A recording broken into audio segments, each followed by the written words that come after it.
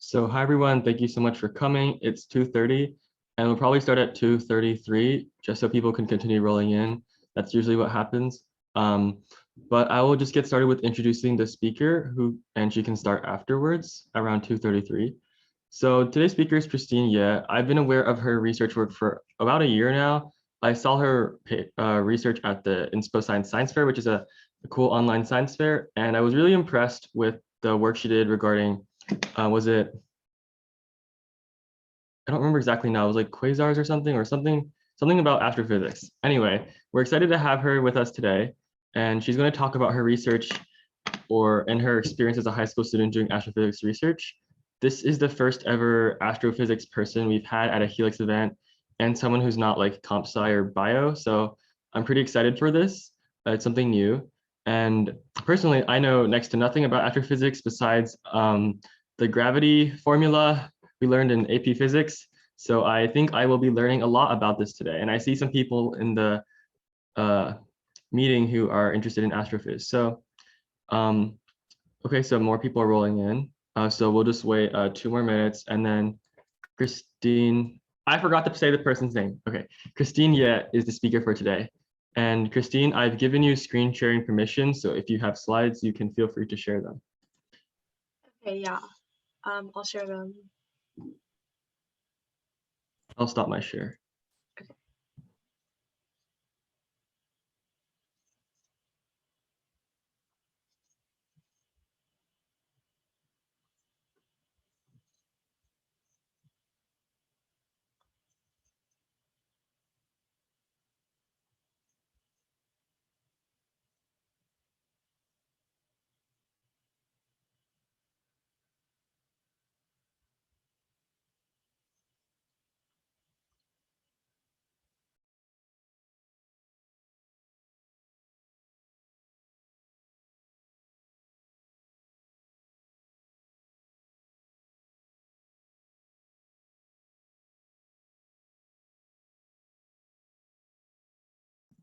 Okay, I think we can go ahead and get started now whenever you're ready. Awesome. Okay, hi everyone, my name's Christine. Yeah, great to be speaking to everyone here at Helix today. And so I'll be talking a little about myself and my research background and some of my experiences being a high school student, and then talk mostly about gravitational wave astronomy, which is the field of astrophysics that I kind of most focus on. And yeah, and then I'll talk about, since I know this is more of a biology-oriented audience, just some lessons on the scientific process and how we can build quality scientific environments that I think can be taken from astronomy. So yeah, I'll just get started. So hi everyone, I'm Christine. I'm a rising senior at Eastlake High School in Sammamish, Washington, which is kind of on the east side of Seattle. So it's a really great environment for biology. We have lots of cool medical facilities and hospitals, and also more of a tech hub. And so kind of being an astrophysicist here is a little bit weird, just because, you know, that's not really the specialty or what Seattle's known for.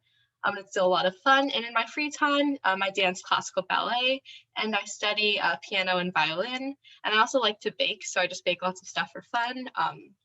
Not very good at it, but it's kind of a hobby. And then something else that's really important for me, aside from my research, is that I am a science communicator and advocate. So I think the stuff I learn about is really cool, and I'd like to share it with everyone that I can. And then about my research, so I've been doing research since I was a freshman in high school. This is a picture from my freshman year, so I don't look like that anymore, but I've been to ISF 3 times. So I went in 2019 when it was in person, and that was a ton of fun. And then in 2020 and 2021, I participated in the virtual 2020 showcase, and this year the virtual competition. And so I received grand and special awards there.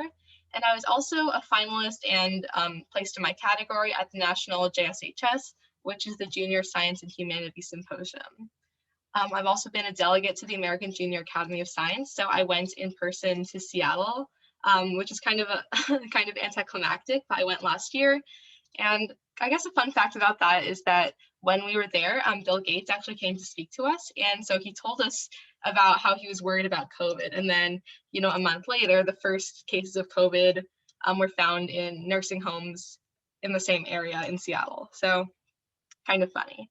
And then my research, I do some of it independently, some of it in more established groups. And not to name drop, I guess I've worked at places like Stanford and Northwestern, and my closest collaborators are at the UW, I would say. Okay, so here's kind of an outline of just my general research interests. So there are a lot of words on here, and I definitely don't expect all of you to be familiar with them. But today I'm mostly going to be talking about kind of this circle. So there should be a circle right here, and it's gravitational waves and how they interact with cosmology, which is our understanding of, the entire universe and the universe's history. And then also really high energy phenomena. So some of the most extreme and bright and awesome events in the universe, like supermassive black holes in the centers of galaxies and collisions between black holes and neutron stars. Okay. And so specifically, when I talk about my work, I'm going to talk about all of it through the lens of gravitational wave astronomy, which is a very new, very exciting field of astrophysics. And so most of my research fits in some way or another with the goals and aims of developing this field of gravitational wave astronomy. And so to talk about gravitational wave astronomy, well, we first have to talk about gravity. So gravity, even if you're only familiar with, the equation from your physics class, I'm sure you're familiar with it from your everyday life as a phenomenon. So it's what makes the moon go around the Earth, and the Earth and all the other planets go around the sun. It's what gives us the rising and falling of tides in the oceans. So the tides come from gravity from the sun and the moon. And it's what makes things fall to the ground. If I pick up a pencil and drop it, it's going to fall because of gravity. And then it also just keeps you on the Earth. So if you jump, you're going to come back down. And even if you're on the moon, where gravity is less than a sixth of the strength of the gravity on Earth, if you jump, chances are you're still going to come back down. And that's because of how gravity is manifested in our physical world. So the most classical picture of gravity we can come up with dates back to the days of the ancient Greeks. And they saw attraction, like attraction of, say, things to the ground, the manifestations of gravity in our everyday life, as reflecting an innate property of the universe, which was that Earth was at the center, and then everything was just naturally attracted to the center of the universe, and so we got something called gravity arising on Earth. Now that's a pretty old idea, and so to start a real scientific discussion of gravity, I would say we should go back a couple hundred years to Isaac Newton. So this is this guy. He came up with calculus and most of the physics you probably studied in your physics classes. And what he did was he, alongside a bunch of people like Galileo, they did a bunch of experiments just dropping objects, right? Dropping feathers and bowling balls and balls of different sizes off towers. And most famously, there's Galileo's experiments, where he took two balls of different sizes and dropped them off the side of a tower. And well, he noticed that they fell at the same rate. And so all these observations, together with the formulation of Isaac Newton's force laws, and also just the development of calculus, well, they all kind of painted gravity as a force. And so that's the picture you're probably most familiar with. Gravity is a force. It's a force of attraction between any two massive objects, for example, you and the Earth, or the sun and the Earth. And it also applies to, anything falling, anything that has mass, anywhere in a gravitational system. Now, that's a pretty good description of gravity, right? We can predict how fast things are going to fall, how high, if I launch a ball, it's going to go, and where it's going to land. And it can also make predictions for the orbits of objects in our solar system. So specifically, if you think of gravity as a force, again, if you've studied centripetal forces in your physics class, you probably know that the reason the Earth goes in an almost circular orbit around the sun is because gravity here is acting as the centripetal force, and it's keeping Earth in this circular-ish ellipsoidal orbit. And that's the reason we have the orbits of the sun and the Earth and all the other planets. They come from the force of gravity.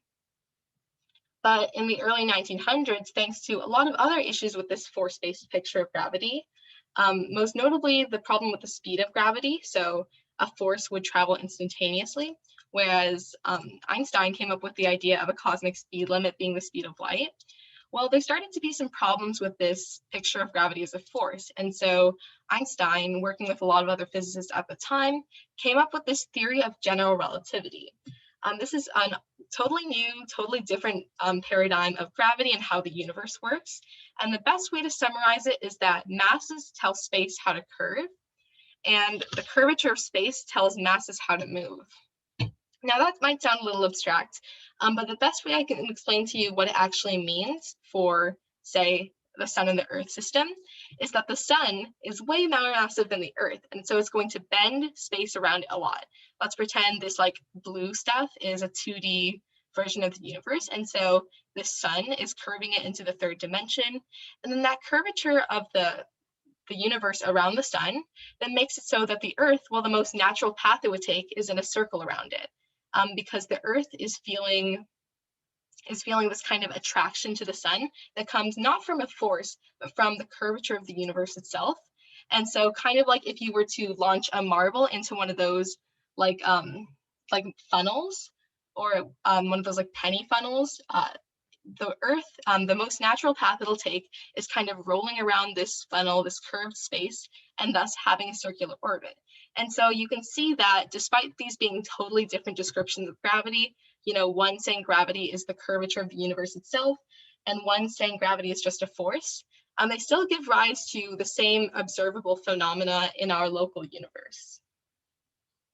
But of course, describing the universe as curving around space also has tons of other consequences, ones that are very, very exciting that Newton and Galileo could never have dreamed of.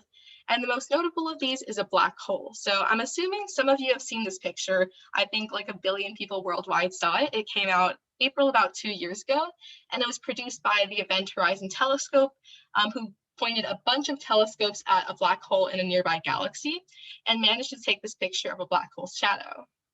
Now, a black hole is one of the most notable predictions of Einstein's theory of general relativity. So a black hole is basically something that's that has such strong gravity that even light can escape. And the ones we're most familiar with are formed by a collapsing star. They kind of appear to defy the laws of physics, and they actually represent the asymptotes, or kind of infinite regions, if you will, of the curvature of space. So the sun curves space a little bit because it has mass. Denser objects, which I'm not going to talk about, like white dwarfs or neutron stars, will curve space more. But a black hole at its center is actually infinitely dense, and so it will curve space a ton. It'll actually basically make a hole in space itself. And so once you go into that hole, like a black hole, you're never going to be able to get out, even if you're traveling the speed of light. Now, black holes are really exciting, and we want to be able to study them, but of course they're dark, and so it's not like we can really point a telescope to them and see. We were only able to take this picture of the black hole in M87 because, well, there's a bunch of light sources around it. But one other way we can see black holes without needing to rely on light is if they are in a binary system.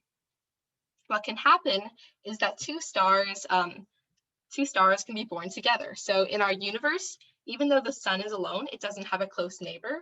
The most common configuration for two, especially very big stars, is for them to be born in binary systems, to have a sibling. And so for their entire life, instead of just being alone, they're actually going to spend it going around each other. And so if you manage to have a planet in this system as well, if you look up into the sky, you might see two suns instead of just one. Now that's pretty cool. But the reason this is important is because remember that black holes form from dying stars. And so when these two stars die, what you can get left over is, instead of a pair of stars that are going around each other, a pair of black holes that are going around each other. And then when you have a pair of black holes going around each other, well, Einstein and his colleagues spent, around 50 years trying to work out if this was a concrete prediction from general relativity, but it turns out this is a big prediction of the theory. When you have these two black holes, which are super, super massive, and they're curving space's fabric a ton, when you also have them going around each other, moving in that circular pattern, then you produce what are called gravitational waves. I'm not sure if you'll be able to see this video very well, and definitely you won't be able to hear the sound, but I just kind of want to show what it would be like to have two black holes going around each other. So this is a very common demonstration done for general relativity. Basically, you take like a fabric, like a stretchy fabric, and you stretch it over some like frame, and then you're able to create a two-dimensional universe that then heavy objects like a marble or like these black hole little spheres can actually curve. And so going with that same idea that masses will curve space, well, when you have moving masses that are curving space, like moving in a circle, like these two black holes that are going around each other, then you produce these waves in the fabric of the universe. And so I hope you're able to see them, but this picture will do it pretty well. Basically, these are actual waves in the fabric of the universe itself that travel, out from the system to us where we can observe it, and to the very corners of the universe at the speed of light. And so this is one of the other big predictions of Einstein's theory of general relativity, but it actually did go unconfirmed for over a century.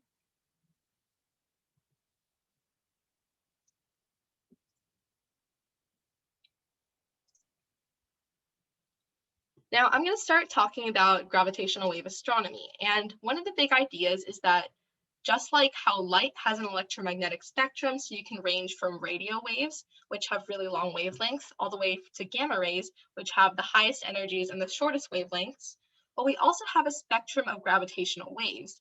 And so the different ends of these spectrums are sensitive to different things. You can learn different things about, the universe from different ends of the spectrum. And you also need to try to detect them in different ways. On one hand, you can get gravitational wave events that last just a couple of seconds or milliseconds. Most notably, these can come from the merging or collisions of two black holes.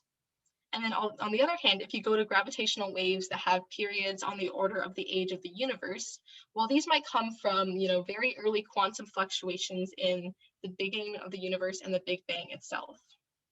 So clearly there's a lot to learn, but this is also a huge parameter space that takes a ton of effort to unravel. And we've only really started to uncover the tiniest, the kind of a surface level understanding.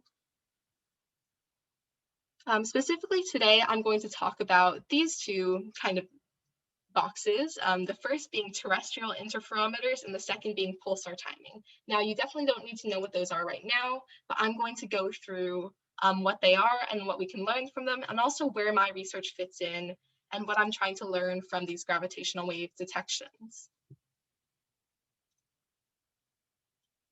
So again, I'm not sure if Zoom videos will work very well, but I'm going to show this video, which shows the effect of a gravitational wave. And the key idea here is that the passage of a gravitational wave through, say, an object is going to stretch and squish that space. And as a result, the distance between 2 points, say on the Earth or on any other object that a gravitational wave passes through, is also going to stretch and squish. So the distances are actually going to change.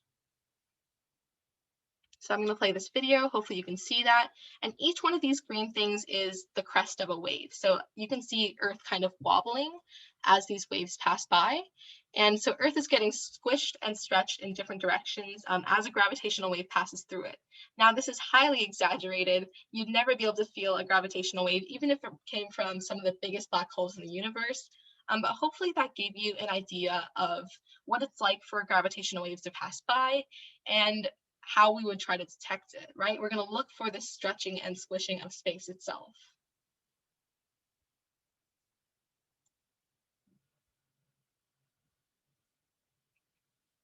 Now, one of the most notable experiments, the terrestrial interferometers I was talking about, is called LIGO. This stands for the Laser Interferometer Gravitational Wave Observatory, and is a huge, huge effort from thousands of scientists all across the world to detect gravitational waves that come on the shortest end of the spectrum. So the most extreme things, like the collisions of black holes and neutron stars. Those waves are very, very short and very, very high energy. And so we can actually detect them on Earth using Earth-sized experiments. And so what this is basically a giant set of 4-kilometer laser arms in the middle of the Washington desert. And also there's one in the swamp of Louisiana. And so they're using these lasers to exactly measure the lengths of this arm, the distance. And then when a gravitational wave passes by, well, since their measurements are so good, they'll be able to see straight space itself getting stretched and squished by seeing the distance of these, the lengths of these arms change. And so this measurement is so precise, they can actually measure if this arm changes down to 1/10,000th of a proton's width. Or to give you another comparison, they can measure the equivalent of the distance to the nearest star within the size of a human hair. So those are really unimaginably precise measurements, and this has actually been termed the most precise ruler in the world.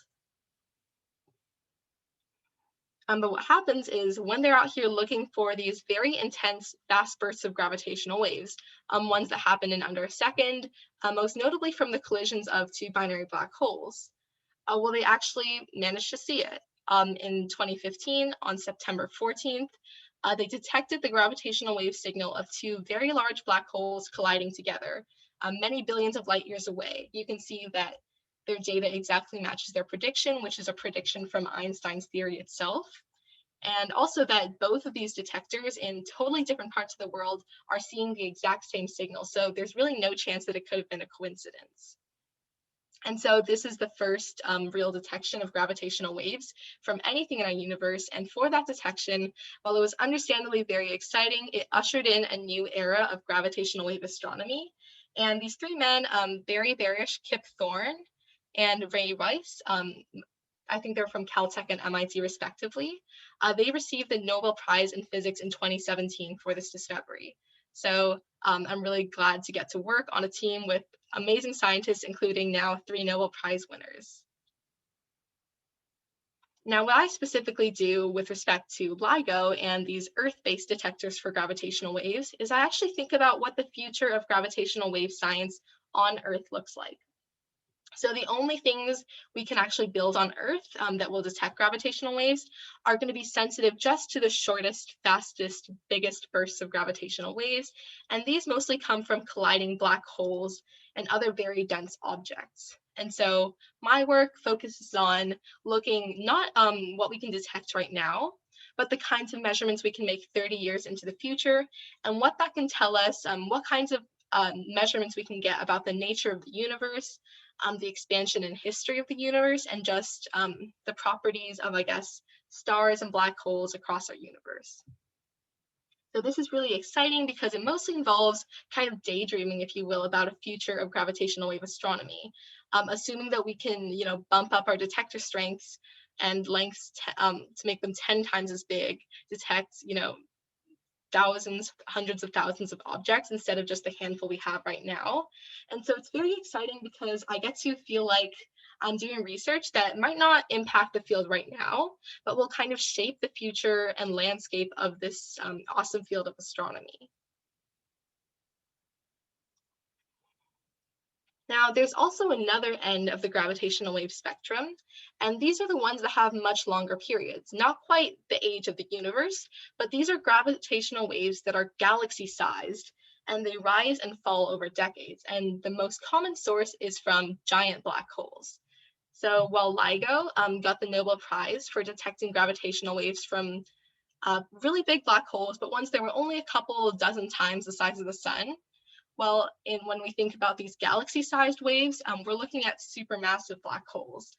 These are millions or billions of times the size of the sun, and they only exist in the very, very centers of galaxies. In fact, another one of the Nobel Prizes, the one awarded in 2020, went to 2 scientists who actually proved for the first time that there was a supermassive black hole in the center of our galaxy. And, that happened about 20 years ago. And now we think these supermassive black holes exist in the centers of every galaxy, and we can start looking for the gravitational waves from them. Now, again, these waves are galaxy-sized. They're not Earth-sized, so we can't catch them with an Earth-based detector. If we tried to put together these giant arms in the desert, well, we just wouldn't see anything. Those detectors are too small to see these giant waves. So wouldn't it be nice to have a giant detector, one that was the size of our galaxy, to be able to see galaxy-sized gravitational waves? Well, that's exactly what I'm working on building. And so I'm working with a team called NanoGrav, the North American Nanohertz Observatory for Gravitational Waves, on building a galaxy-sized gravitational wave detector to make the first detection of gravitational waves from supermassive black holes by using these special stars called pulsars. So pulsars are another really cool object. They're almost as dense as black holes. They're like the intermediary step between black holes and less dense things like normal stars. Stars that aren't quite big enough to turn into black holes will turn into neutron stars. And don't get me wrong, these are extremely dense. A teaspoon of this material, just a teaspoon of a neutron star, would weigh as much as Mount Everest. This is like the mass of the sun packed into the size of a city. Like there's drawings of neutron stars over cities that show that they're exact same size, only this thing actually weighs as much as the sun. So it is extremely, extremely dense. Some people even call it, a giant atomic nucleus. That's how dense it is. But one of the special properties of these neutron stars is that they can actually pulsate with light. So they can produce these giant beams of radio emission. And then just like a lighthouse, if you look at this image here, while they're rotating around this blue axis, then we're going to see the light come sweep across the earth, and then we're going to see nothing, and then the beam's going to come back, sweep across the earth, and then we see nothing for a while. So just like how a lighthouse produces pulses of light from our point of view, well, if we're at the right orientation for this beam to cross our line of sight, then as this pulsar rotates, we're going to see very regularly spaced pulses of light. These come from the beam, and they're directly modulated by the rotation of this pulsar.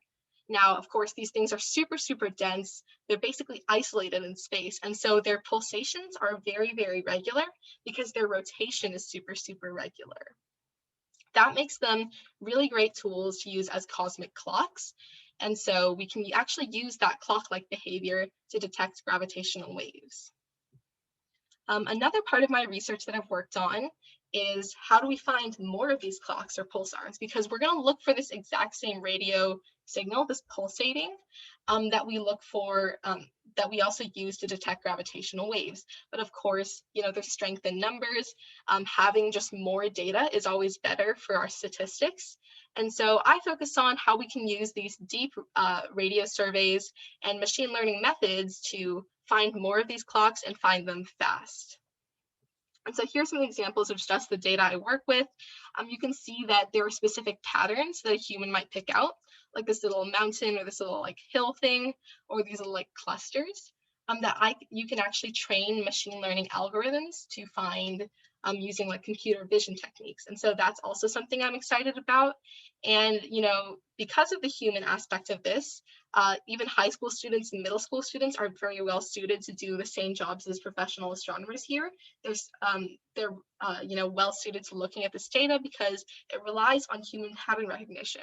And so I'm also working on developing outreach programs and educational research opportunities that focus on detecting pulsars.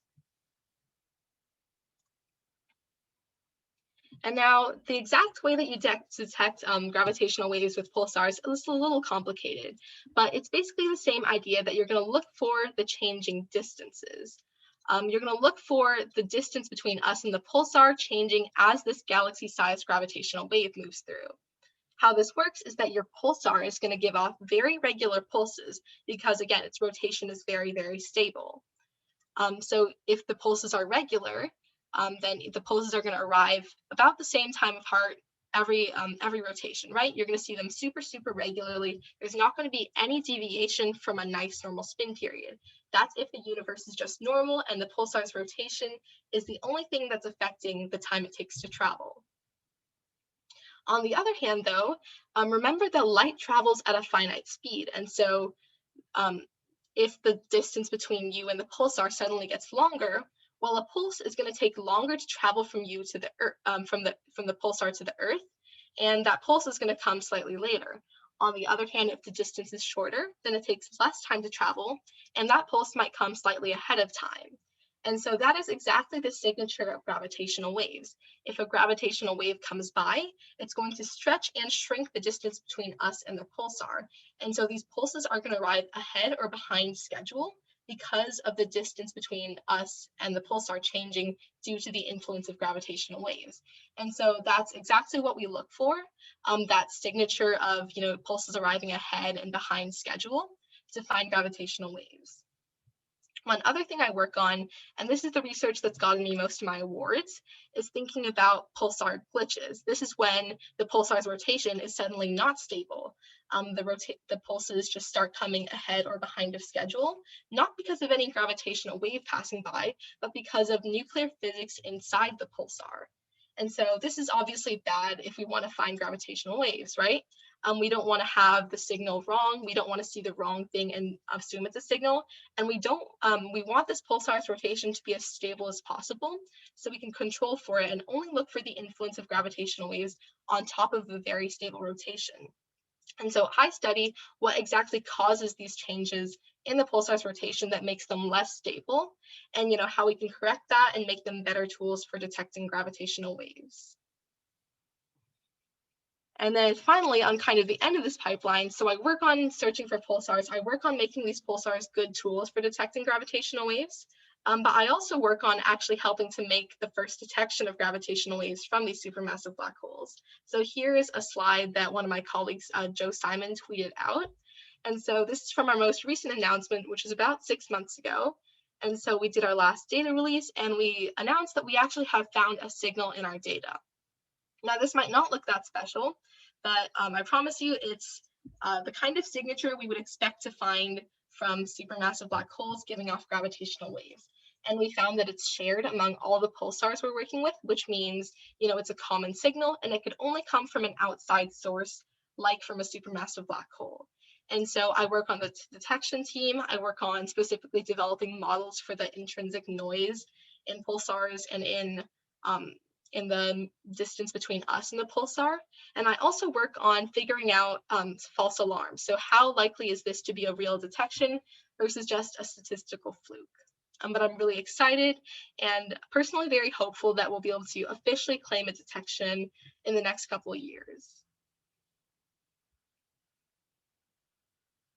Now, all this is really great. We've detected gravitational waves and on one end of the spectrum, and we're kind of knocking on the door of the other end of the spectrum. But why do we study gravitational waves, right? This is like a 4-decade investment into gravitational wave science, totaling over $1 billion from the National Science Foundation. Most of this went into actually building the detectors in the desert, but even the people who just use telescopes to look at pulsars and then analyze that data, well, there have been, many tens of millions of dollars pumped into that effort as well. So that's a lot of money, and for not a lot of, I guess, physical return. We're not curing cancer, we're not creating new technology or saving the earth from climate change. But let me just tell you, I guess, some of the scientific benefits. We've managed to confirm Einstein's prediction is right. We've measured 67 collisions between black holes or other dense objects like neutron stars and counting. And that's opened up an entire new window into the universe, a different way to see our universe. That gives us lots of new mysteries like big black holes and how black holes choose partners. And really the impact of gravitational waves on the rest of physics and the rest of science can be summarized like this. So for many, thousands of years, we've been looking at the sky through light, right? You can, if it's dark enough, you can look at the sky, you can see lots of stars, and you can even see the Milky Way if you're lucky. In the last couple hundred years, we've been building better telescopes that kind of enhance the abilities of our own eyes to learn more about the universe. And that's given us so many insights into how the universe works. But now the addition of gravitational waves in the last 5 years, right? The first detection was only in 2015, has added a totally new window. It's like having a new sense. To give you an analogy, it's like this entire time we've been looking at silent films and, our cameras have gotten better. We've added color images, but suddenly someone's turned on the sound. And so that's an entirely different way of viewing the universe that will surely give us so many more insights into where we fit in and just how the universe works. So I hope that's given you some insight into what I do, why I'm excited about gravitational waves, and hopefully you're a little bit more curious about astrophysics and gravitational waves now. But I'm actually going to switch over to talking about some general lessons from just being an astronomy researcher and kind of my perspective coming from a totally different field than most of you. And specifically what, biology, which is Helix's focus, and other scientific fields can learn from research in the physical scientists and especially astrophysics. One of these key things is what's sometimes termed as the crisis of reproducibility, right? So in the survey from Nature or Science, one of them, they surveyed over 1,500 researchers, and they found that 90% of them believe that there is some kind of crisis of reproducibility, right? And what this means is that maybe most of the research that's been published, especially in the life sciences and economics, psychology, is maybe wrong, because if another group of scientists tries to reproduce your experiments and they can't get the same results as you, well then your research, your results might not be real. They might not, you might have published something saying that this is a true phenomenon, but if another group of scientists doing your experiment don't get the same results, then something might be wrong. And so I think one of the big ways to solve this crisis of reproducibility is to look into the actions of the physical sciences, right? Because, the crisis of reproducibility is mostly focused on the biological sciences. But in astronomy, one of the biggest trends we've seen in the last, few decades, especially with the advent of computers for everyone and everyone having access to the internet, is the concept of open data. This means that all the data we take from our instruments, even ones we spend hundreds of millions of dollars on getting that data, we just immediately share it with all of our colleagues. And sometimes we even share the code and the analysis routines that we use to get our results. For example, LIGO, who made the detection of the gravitational waves, they released all the data from their detectors, just the raw data, as well as a bunch of their code and libraries that they use to analyze it. And so if you were curious about how they analyze their data, well, you could just go online, look up their data, and repeat their analysis. So everything they do is immediately available for you to reproduce and for you to poke at it, question it, see what's wrong with it. Nanograv and the detection group that I work with, what we've done is we've actually produced a set of GitHub repositories and Jupyter notebooks that basically allow you to repeat and reproduce the entire analysis of our gravitational wave potential detection from the raw data all the way to the final result. And so that is really great for reproducibility, because if you ever have difficulty believing in this or believing that we could make such a detection, well, you can go repeat it yourself and prove it to yourself. Now, I know it's kind of hard to translate this to the biological sciences, especially because there's like the questions of patient privacy, and also because this data is often very, very valuable. But I would encourage many of you, especially if you're thinking of doing research in biology or in another field that has a reproducibility issue, to think about how you can make the process of data and analyzing data more open, and how you can encourage scientists that aren't working in your group or in your lab to also engage with your data and reproduce your results. I think that's better for everyone, and it'll make for just more robust science in general. Another thing that I think astronomy is very good at is this concept of public involvement in the sciences, right? And I think this might stem in some part because, we're not curing cancer here. We're not, building solar panels. We're not doing things that might directly impact your life.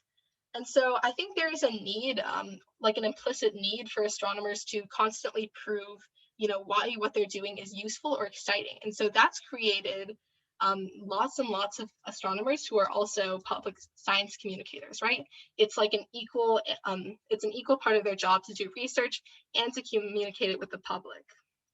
I think these two men who I've highlighted here are some of the best examples. A statistic I like to quote is that 81% of Americans cannot identify a living scientist correctly, but the ones they can identify the most, the majority can identify Stephen Hawking and Neil deGrasse Tyson.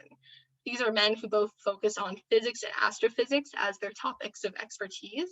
And I think, they're really great about getting people excited about galaxies and gravity and time and the nature of the universe. Another great way that astronomers have kind of taken a lead in getting people involved is the concept of citizen science, right? So that's the idea that anyone can do science. You don't need training or an advanced degree. You just need a little bit of training and mostly a lot of time and willingness to engage. And so one of the most famous projects for this has been Zooniverse, which started as a project to, I think, classify galaxies from a digital sky survey. But now it's, grown and it has hundreds of projects, many hundreds of thousands of volunteers involved. And so people around the world, even if they don't have a telescope, or even if they can't go hunting for biological specimens or endangered species, they can get involved with the data from anywhere in the world, and they can make real contributions to science and real discoveries, no matter where in the world they are. And so I think that's another great outcome of the amount of data we have in astronomy and just the way we analyze data in astronomy that I think other fields of science could take a look at. And then my last point here is about international collaboration. So I talked about LIGO and I talked about the pulsar timing arrays, or nanograv. What I didn't tell you about is that there's tons of international collaboration that goes across, political boundaries, geopolitical tensions, just all in the pursuit of a common goal, like detecting gravitational waves. On the left, you can see all the participants in the International Pulsar Timing Array, which nanograv is a part of. And so all these people are trying to make a detection of gravitational waves together. And they know that by pooling together the data from tons and tons of telescopes, they have a better shot of making the detection than any of them could do alone. And so this involves people in Canada, in the US. There's even ones that are starting in South America. In Africa with the radio telescopes there, lots of people in Europe, and even groups starting in China in the East, and then also in Australia. So this is really like a cross-continental effort, all with the common goal of detecting gravitational waves. On the right side, you see the global gravitational wave detector network of Earth-based detectors, which are these giant lasers. And so you can see that people are trying to build these not just in the United States, in Hanford and Livingston, but there's people trying to build it in Italy and Germany. There's one in Japan that's already operating. And there's also a group in India that's trying to put one of these together. I think actually the best example of international collaboration in gravitational wave astronomy is with the follow-up to this gravitational wave event, GW 170817. So this was an event that was seen in both gravitational waves and light. And to do that, well, not only did these two detectors in the US and this detector in Italy detect it, but then over 70 observatories across the world and in space also turned their telescopes to the area of the detection, and they saw the light coming from the collision. And so this is truly amazing. If you think of these 70 observatories, each of those has dozens of people involved. And so easily that's, thousands of people involved in this one collision, doing science from this one event from the distant universe. In fact, the paper for this event and all the observations had over 3,500 authors. And in general, it is very common in astronomy to have papers with hundreds or thousands of authors, just because, especially in large part due to the nature of astronomy facilities, where, these telescopes are shared, they're shared resources of many people, and you just need to pool together a ton of effort from many different sources to be able to make amazing detections. Well, collaboration is ingrained into the fabric of astronomy. And so I think there's a lot to learn, not just for other fields of science, but even for the world in general, from astronomy's strategies for collaboration and diplomacy that bridge national and continental boundaries. And I think those are all the points I had for this talk. But I'm definitely happy to take questions about my research or about really any of the points I've made. And I hope you guys have enjoyed learning a bit about gravitational waves in space.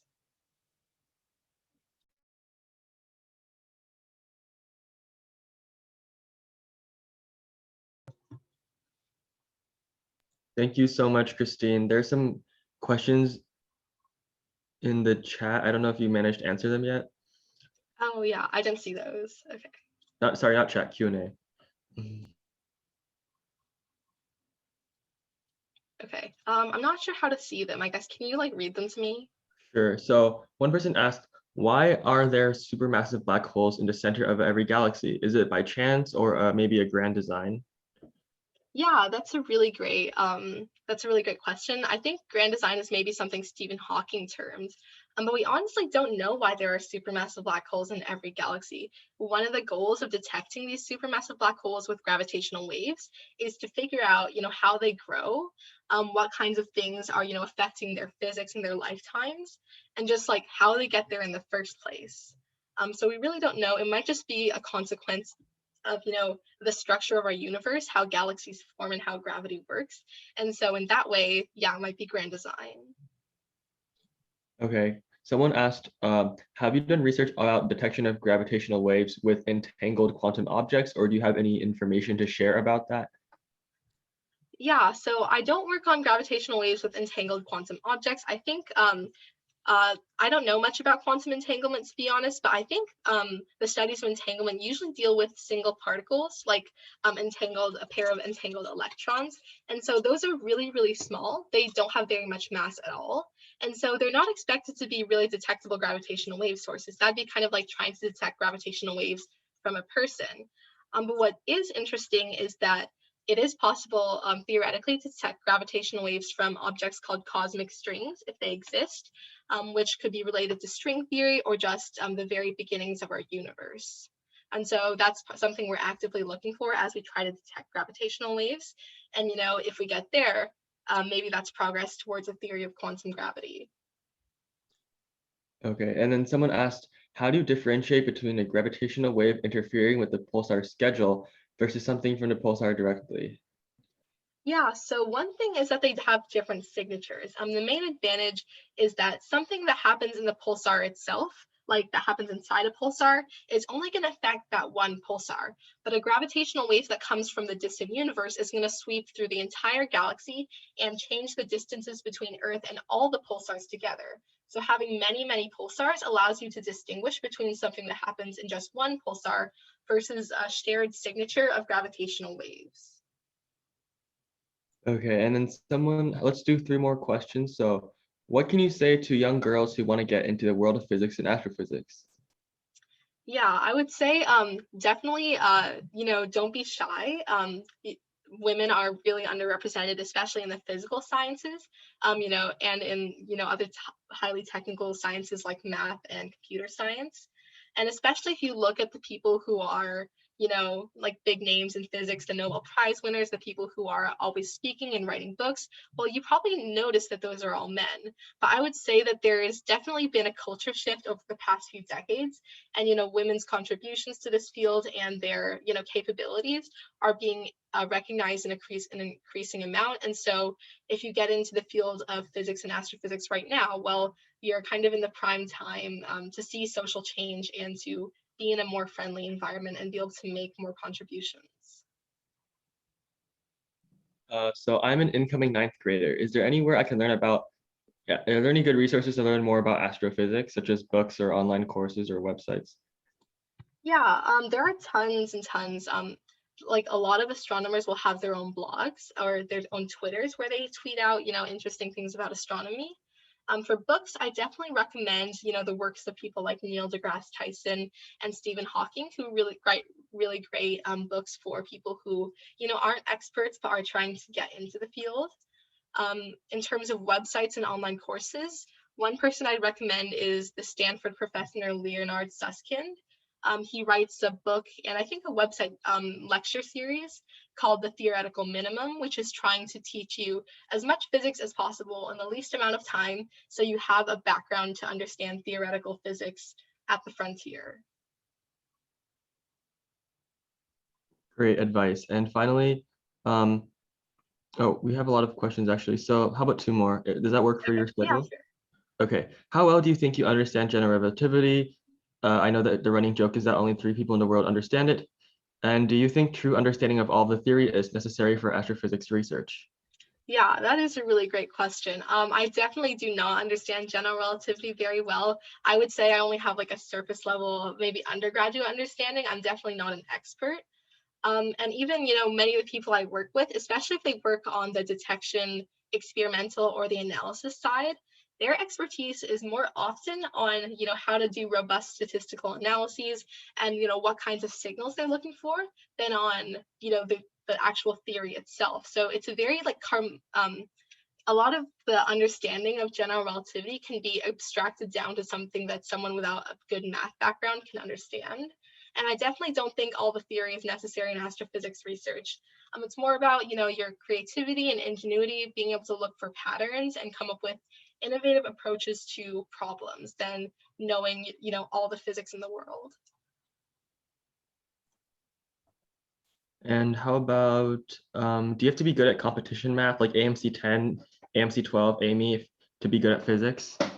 I also don't, maybe more for physics, but definitely not astrophysics. So, for example, I am not good at competition math. I have never done AMC or AMY, or I've done it like in 8th grade. The only, I guess, way I'd be an advanced in math is that I did take multivariable calculus this year, which is, kind of ahead of the math schedule. And all I would say is that it really gave me a better math foundation to understand some of the concepts I was dealing at. But to do physics research, to contribute to these detections, even to just solve basic fun physics problems, you really don't need to be good at competition math. But having calculus definitely helps because physics is ultimately based on math. Mm-hmm. What is your favorite astrophysics book, or that you recommend? I really like Neil deGrasse Tyson's Astrophysics for People in a Hurry. And then there's also this one called The Little Book of Cosmology. So both of those are really great resources if you're trying to just get started in astrophysics and kind of understand what there is out there to learn in the first place, to kind of get a broad overview of the field. And I just think they're a lot of fun to read. Great. And for the final question of the day, are there any astrophysics related competitions out there? Yeah, so there are some. There's the International Astronomy Astrophysics Olympiad, which I've never personally done, but which I hear is fun. You can also participate in the USA Physics Olympiad. But if you're not as into Olympiad competitions, solving problems, and taking tests, which I'm definitely not into, I would really encourage you to just dip your toe into research. Start however you can. You don't even need formal mentorship to get started. For example, a lot of the work I do and have gotten great accolades for has been mostly independent. But just start exploring the field, and that would make you very well suited to do more general competitions like ISEF or the Junior Science and Humanities Symposium. So not astrophysics specific, but still really great opportunities. Well, thank you so much, Christine, for your presentation and for answering all of the questions. You had a really interesting talk because normally we don't get this many questions, so good job. And congrats again on all your recent successes at ISEF and other competitions. As you can see, the people really enjoyed your talk. And so yeah, thanks so much for giving us your weekend and your time. Yeah, thank you. It was a lot of fun to speak to you guys. Glad to hear it. Thanks everyone for coming. Have a good day. Bye, everyone. Bye.